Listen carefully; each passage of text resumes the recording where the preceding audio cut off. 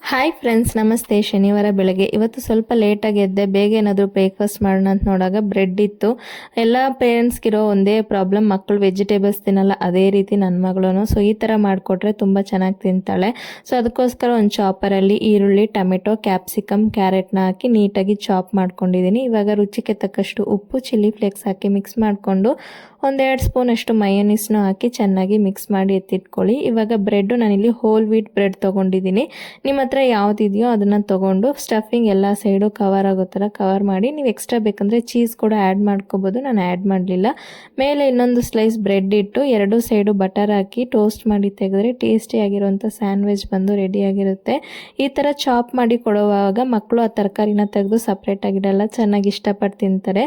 ನೀವು ನಿಮ್ಮ ಮಕ್ಕಳಿಗೆ ಟ್ರೈ ಮಾಡಿ ನೋಡಿ ಹೇಗಿತ್ತು ಅಂತ ಮರಿದರೆ ಕಮೆಂಟ್ಸಲ್ಲಿ ತಿಳಿಸಿ. ವಿಡಿಯೋ ಇಷ್ಟ ಆದಲ್ಲಿ ಲೈಕ್ ಮಾಡಿಬಿಟ್ಟು ಚಾನಲ್ನ ಸಬ್ಸ್ಕ್ರೈಬ್ ಮಾಡ್ಕೊಳ್ಳಿ. ಇನ್ನೊಂದು ವಿಡಿಯೋದಲ್ಲಿ ಸಿಗ್ತೀನಿ. ಟೇಕ್ ಕೇರ್, ಬಾಯ್.